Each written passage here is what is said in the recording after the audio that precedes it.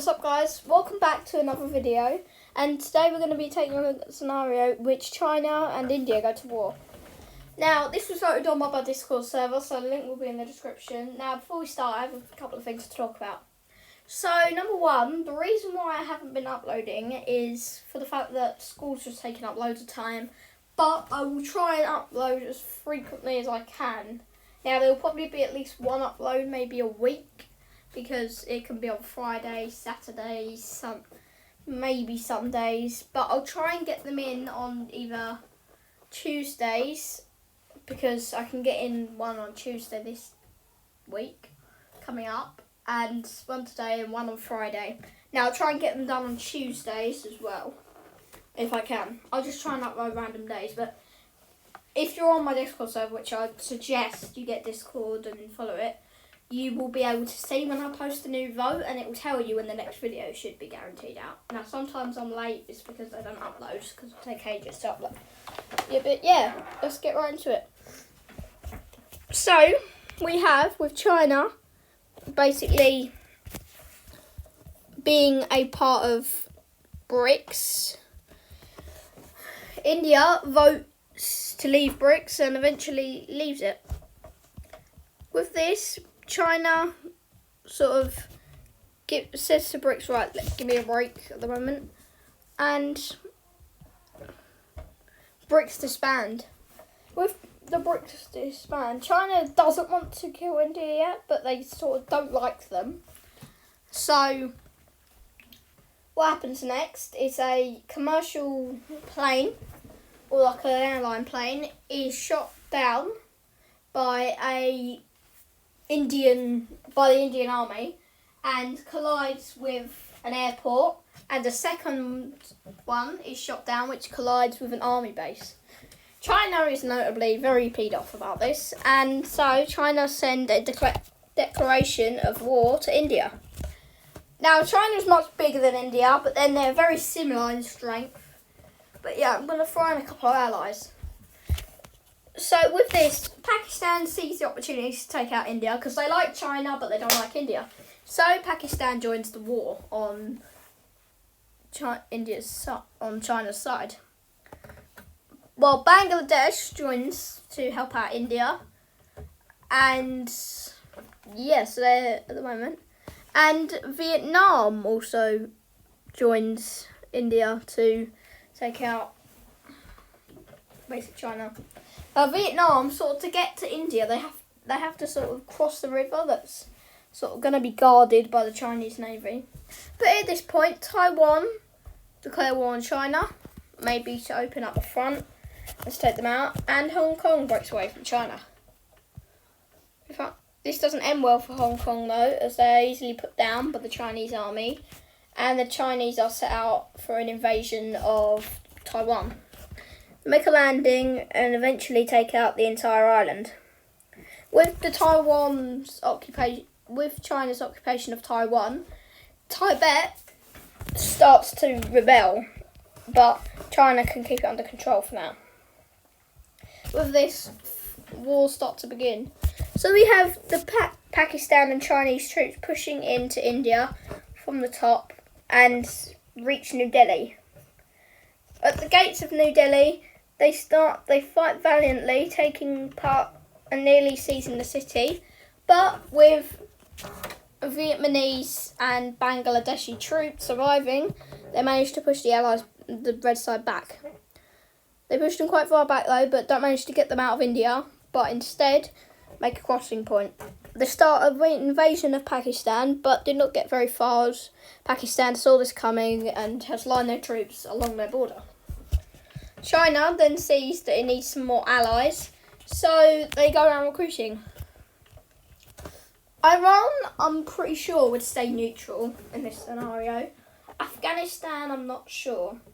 But in a recent turn of events, we'll say that China sends to Afghanistan, since the Taliban are now in power, a ultimatum to join the war, which they go back into a civil war with US putting their troops back in, and eventually this country is reoccupied by the US. With this, Actually, why did I should have said that. Oh, I'm going to change that. No, that wasn't. Alright, changing events. The Taliban are still in power, and China sends an ultimatum to them, but they sort of kind of don't like China, and they don't like Pakistan, but then they don't like India either. They don't like Vietnam. They don't really like anyone.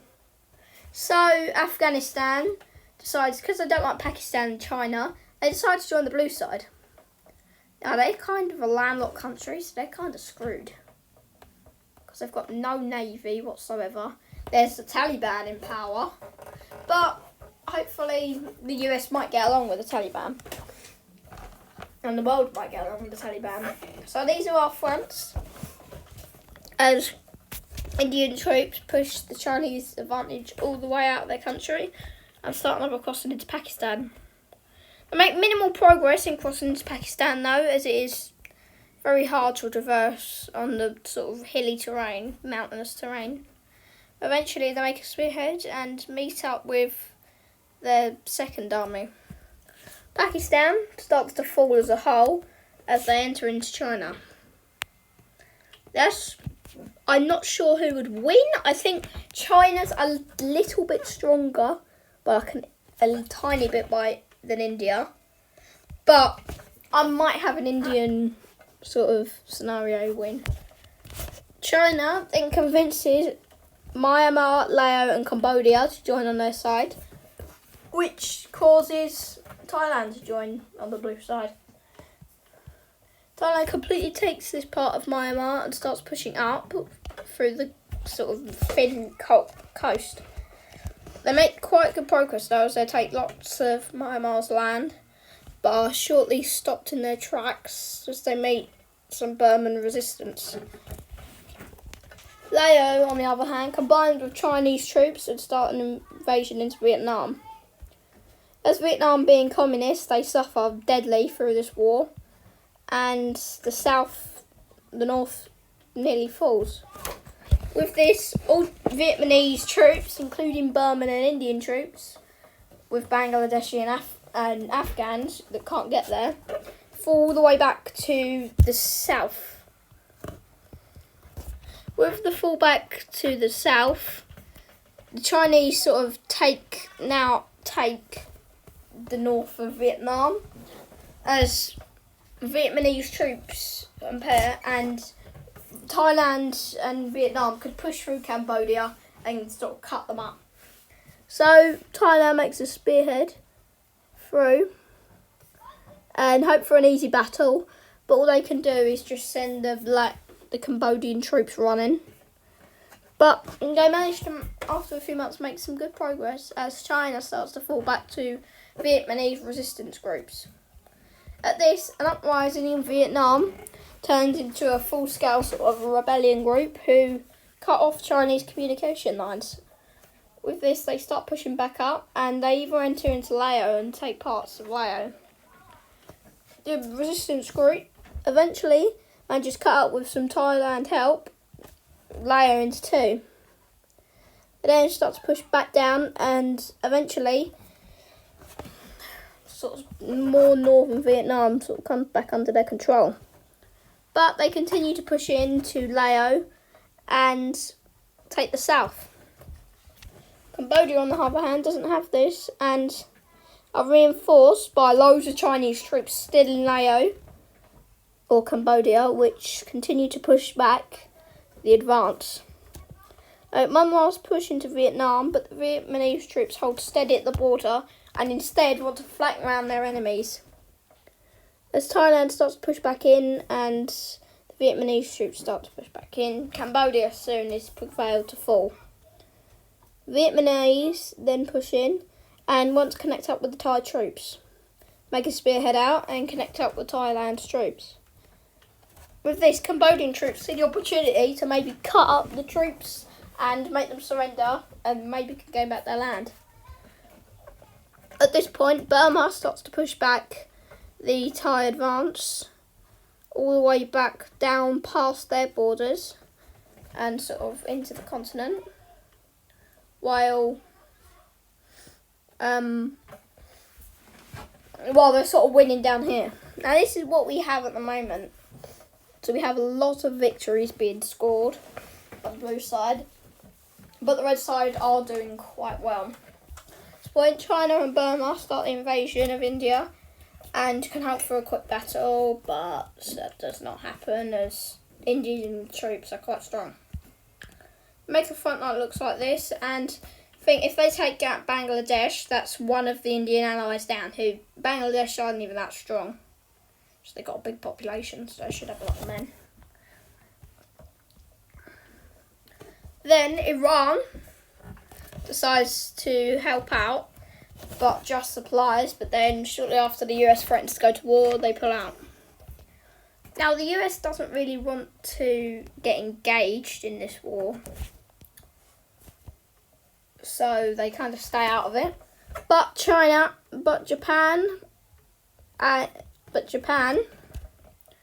along with America, now this is why I'm colouring them purple, decide to sort of supply the group, but don't become a full participant in the war. This happens though, but China decides not to declare war on them, as they don't want the US to enter the war and just crush them. So they just let them supply them, but they can hope for a quick and easy battle. Well, there is start a push as Cambodian troops meet up, knocking the spearhead a little bit, and they actually make a little bit bold. They put all force of Vietnamese retreat, but can't make it past the borders. They make a little pass over the border, but manage not to, but to continue to struggle. With this, Cambodia is starting to get back on its feet, but it's still just a decimated land, while Burman troops continue their push down their valley. After taking many important Thai cities, Thailand starts to collapse as they're being taken on all fronts. They're getting pushed back on all fronts, as they're getting pushed back in Cambodia. In Lao, they're getting pushed back by Cambodian forces.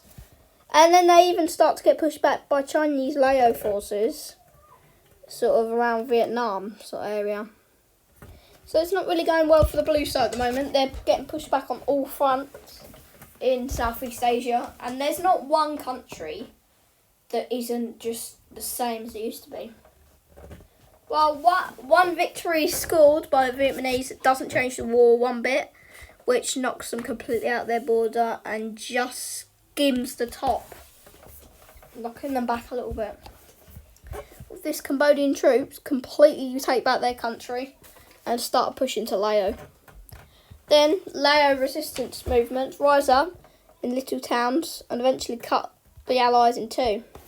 After this, the Vietnamese troops evacuate into the Valley of Vietnam as Chinese start to close in.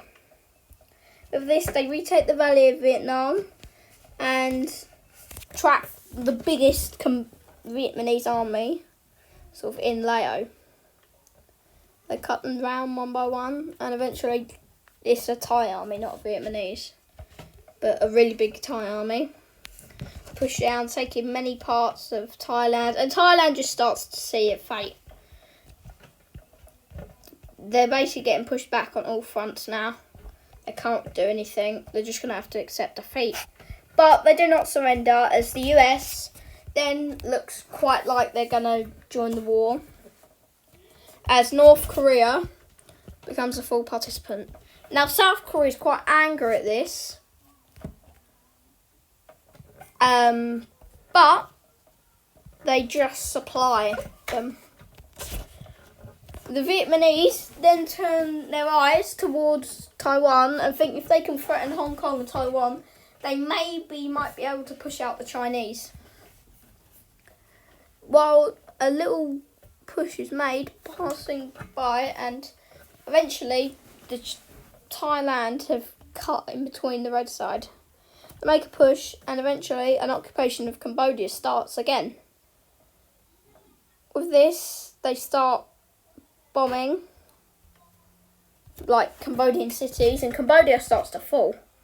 With this victory, this is a resounding victory, which shows the red side that the Allies aren't going to give up. They eventually completely take Cambodia and start a push through and cut up Myanmar and occupy Thailand. After this, Myanmar and occupied Thailand decide to surrender over as they continue a retreat back. All the Burman troops can do is fall back as they're not strong enough to take on, otherwise they will just push through quicker. They then decide to fall back and then decide to completely evacuate the Thai force. Laos as a whole starts to fall, with many Lao Cambodian cities falling, and eventually Lao just collapses. With capitulating Lao Cambodia and retaking Thailand, the Allies decide what to do next. While the war in India has just come to a standstill, it is looking quite good for the red side in India as they take Pakistan, or not Pakistan, oh my god, Bangladesh. Nepal and Bhutan are then liberated as they show sympathies towards India, and India gets pushed out on all fronts. India then gets crossed into as Pakistan then also starts to fall. With the fall of Afghanistan starts to get a bit funny. They lose their sort of path, but I think that looks fine. And the Pakistani army is eventually punched through, taking Kabul really quickly. But they have an army and push them back. So it's not really looking too good for India, is it? They're getting pushed back on all fronts. They're fighting literally every single red side nation. They're fighting Burman troops. They're fighting Lao and Cambodian troops, which are sort of landlocked troops. They're fighting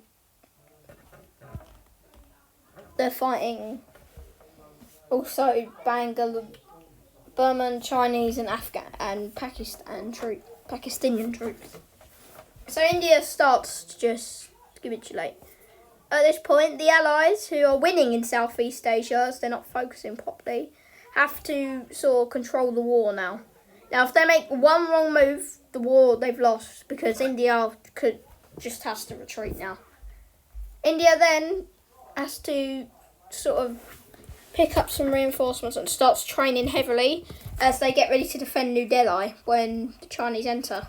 They then hatch a plan with their allies. As if the Allies can break the siege from the front, which is still pushing in, they can maybe then fight in New Delhi, try and get the they can try and take New Delhi and push back the Chinese advance. Well, they go doing quite good in Southeast Asia, and Thai and Vietnamese troops set out to take Taiwan. This is not a failure and this succeeds. They take Taiwan and Hong Kong is also taken. They then start to take many important towns and cities in China as they make one little landing. This landing turns into quite a big landing, but are knocked out completely. The only thing they control is Hong Kong and the tiny teensy bit outside it. That is literally all they control. They then continue the push into Vietnam, and China then thinks, right, hold on, we got to do something here, because if they cross over into China, not going to be good.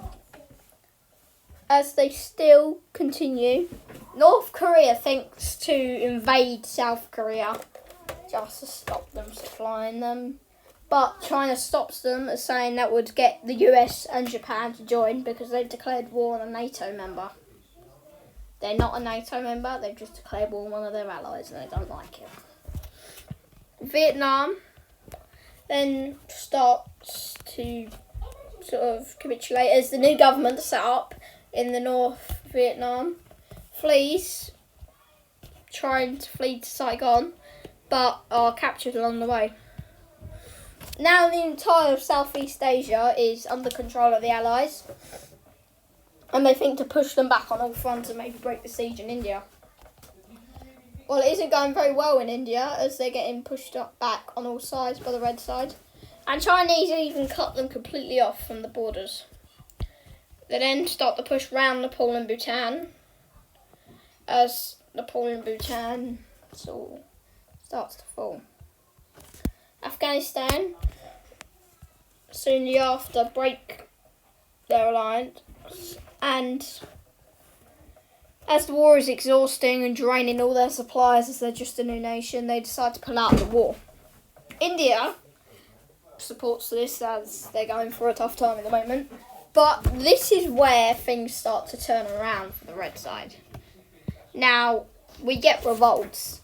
Now, there's a Bangladesh revolt that happens in the top of Bangladesh, and they actually start doing well. They cross into India, and eventually, after making a very small push, take it. With cutting India in half, they start to look good for Indian, as Indian troops turn and actually start knocking back the Chinese troops. They knock into Nepal.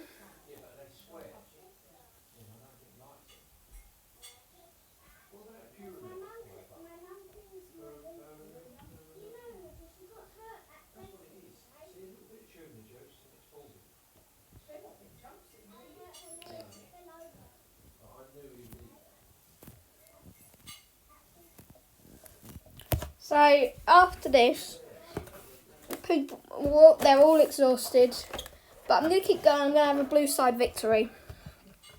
So Burma starts to get pushed back on all fronts and could be the first red nation, or the red time axis nation, to capitulate and fall. But actually no, because Laos, Cambodia also fell, didn't they? Yeah, so they'd be like the third. India then starts to push back and take back control of Bangladesh. With Bangladesh being taken, they start to push them back. Now, there's this point that the war is exhausting and it just goes over. Burma falls. The Indians force a retreat. They make a push into Pakistan, taking many Pakistani cities, and eventually on the 9th of June 2022, all the red side nations surrender. Japan becomes a full-time, joins and are put on sort of the Allies' side, along with the US. With this, they establish peace and the war is over. So I hope you guys enjoyed. See you next video.